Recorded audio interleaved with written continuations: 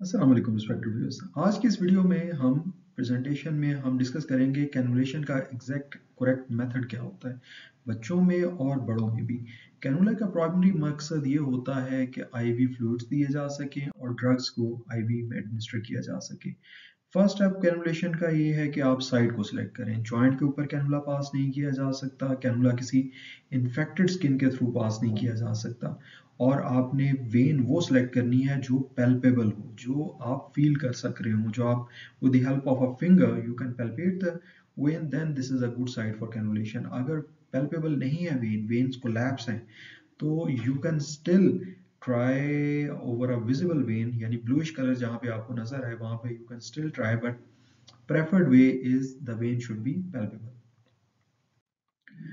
Second step is holding. In cases of children, you must hold the baby very tightly, क्योंकि जैसे ही baby को आप prick करेंगे, और बेबी की वेन्स क्योंकि बहुत सुपरफिशियल पड़ी हुई होती हैं, तो जैसे ही आप प्रिक करेंगे तो वेन प्रिक हो जाएगी और बेबी अपना हाथ रिट्रैक्ट कर लेगा। इस तरह से वेन जब सिंगल प्रिक हो जाएगी तो उसमें फिर दोबारा, और वो कोलैप्स हो जाएगी, उसमें दोबारा कैनुला पास करना मुश्किल हो जाएगा।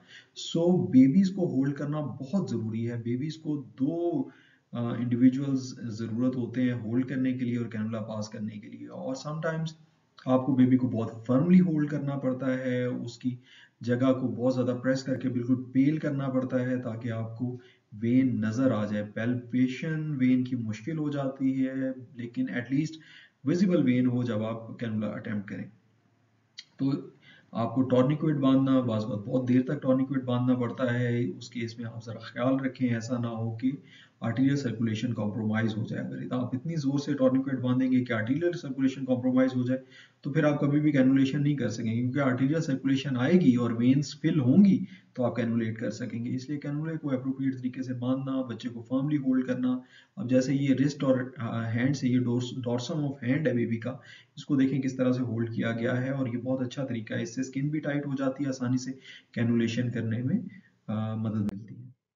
ये steps हैं. First of all, select the site, then disinfect the site, then apply the tourniquet. Sometimes you have to apply the tourniquet for longer duration, और बाजू का longer duration के साथ भी अगर काम नहीं चल रहा तो आपको जिस जगह पे कैनुलेशन करनी है उसे टैप करना पड़ता है। टैप करने से सर्कुलेशन ज़्यादा होती है, और आपको दिल के लेवल से उसे नीचे रखना पड़ता है। बेबी को मदर की लैप में रखें और जिस जगह को कैनुलेट करना है, कैनुलेशन साइड को उस बेबी के सबसे नीचे कर दें, यानी बेबी के डिपेंडेंट एरिया वो हो जाए, उस तरफ सबसे ज्यादा सर्कुलेशन जोर से आए, तो फिर वेन्स फिल हो जाएंगी और आप आसानी से कैनुलेट कर सकेंगे। टॉर्निक्वेट अप्लाई करने के बाद ये वर्ल शेप में इसमें सीक्वेंस दिखाया गया है। आप इंसर्ट नीडल करेंगे विद बेवल अप, और एंगल होगा 10 to 30 डिग्रीज एंगल होगा टू द स्किन। जब इंडिकेटर में ब्लड आ जाएगा तो उस वक्त आप रुकेंगे नहीं, बल्कि उससे थोड़ा सा एडवांस करेंगे depending on the age of the child. बड़ों में आप 1/4 इंच तक एडवांस कर सकते हैं, लेकिन बच्चों में आप 1 mm या 2 mm एडवांस करेंगे तो you will be well inside the lumen of when. जब आप बिल्कुल ब्लड आने पे ही अगर आप स्टाइलेट रिमूव कर लेंगे तो आपकी स्टाइलेट जो जिसने वेन हिट की थी वो तो वेन के अंदर थी, लेकिन आपका जो कैथेटर है वो अभी तक वेन से बाहर होगा, और जैसे ही आप स्टाइलेट रिमूव करेंगे तो आपका कैनुला वेन से बाहर ही पड़ा रहा होगा, और आपकी ये वेन ऑलरेडी क्योंकि प्रिक कर गई है तो ये कोलैप्स कर जाएगी और आपको कैनुलेशन में दुश्वारी हो जाएगी। थोड़ा सा एडवांस करेंगे और फिर उसके बाद आप स्टाइलेट रिमूव करके देखेंगे कि वापस ब्लड आ रहा है कैथेटर में या नहीं आ रहा। और अगर ब्लड आ रहा है, और इंशाल्लाह ब्लड आ रहा होगा, तो फिर आप टॉर्निक्वेट को रिलीज कर देंगे और स्टाइलेट को आहिस्ता आहिस्ता पीछे रिमूव करेंगे, वेयर एज कैथेटर को आप आगे पुश करेंगे। But if one has to take IV samples, then do not remove the tourniquet. आप टॉर्निक्वेट को अप्लाई रखें और सैंपल्स विड्रॉ करें फ्रॉम द कैनुला, और इस चीज़ को याद रखें कि शुरू वाले जो कपल ऑफ ड्रॉप्स हैं उनको ज़ाया कर दें, और उसके बाद फ्री फ्लो से लें सैंपल, बजाय इसके कि आप ऊपर से स्क्वीज़ करें। स्क्वीज़ करने से ना सिर्फ पोटेशियम लेवल ज़्यादा हो जाता है, बिलिरुबिन लेवल ज़्यादा हो जाता है, हीमोलिटिक सेल्स नज़र आते हैं, प्लेटलेट क्लम्प्स बन जाते हैं जब आप स्क्वीज करके रिलीज करके, अगर पुअर फ्लो होगा तो प्लेटलेट क्लम्प्स बन जाएंगे, प्लेटलेट का काउंट कम आएगा, पोटेशियम ज़्यादा आएगा और बहुत सारे प्रॉब्लम्स बनेंगे।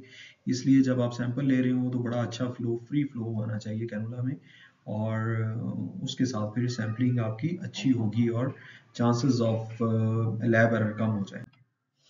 इस तरह से फिर सिक्योर करते हैं कैनुला को। कैनुला की जो बटरफ्लाई विंग्स हैं they are secured by longitudinal sticking, और जो कैनुला की जो कैथेटर जिस रूट पे पास हो रही होती है, इस रूट पे कोशिश करते हैं बिल्कुल ड्रेसिंग ना लगाएं। स्पेशली टिप ऑफ कैनुला पे बिल्कुल ड्रेसिंग नहीं लगनी चाहिए। टिप ऑफ कैनुला आपको फ्रीली हर वक्त नजर आनी चाहिए। उससे ये फायदा होता है कि अगर इन्फ्लेमेशन आना शुरू हो तो सबसे पहले टिप के ऊपर इन्फ्लेमेशन आनी शुरू होती है, तो वो टिप पे आने वाली इन्फ्लेमेशन आप जल्दी डिटेक्ट कर लेते हैं और कैनुला को रिमूव करके कैनुला सेप्सिस से आप बच जाते हैं। फिर सेकेंडली आप इसके ऊपर ऑक्लूसिव ड्रेसिंग करते हैं, बट ट्रांसपेरेंट ड्रेसिंग करते हैं। और लास्टली इसके ऊपर डेट लिखते हैं कैनुला के ऊपर, क्योंकि 3 दिन से ज़्यादा देर रहने वाला, 3 दिन या उससे ज़्यादा रहने वाला कैनुला आमतौर पे कैनुला सेप्सिस और कैनुला फीवर का बायस बनता है। इस वजह से आप इसके ऊपर डेट और टाइम मेंशन करते हैं कि ये कैनुला इस वक्त लगाया गया और इस टाइम पे लगाया गया, और जिसने कैनुला पास किया उसके साइन भी होते हैं साथ, ताकि आइडेंटिफाई हो जाए कि उसके इनिशियल होते हैं, ताकि आइडेंटिफाई हो जाए कि ये फलां ऑपरेटर ने ये कैमरा लगाया था। ये थी व्यूअर्स मेरी आज की गुजारिश। Thank you very much. अस्सलाम वालेकुम।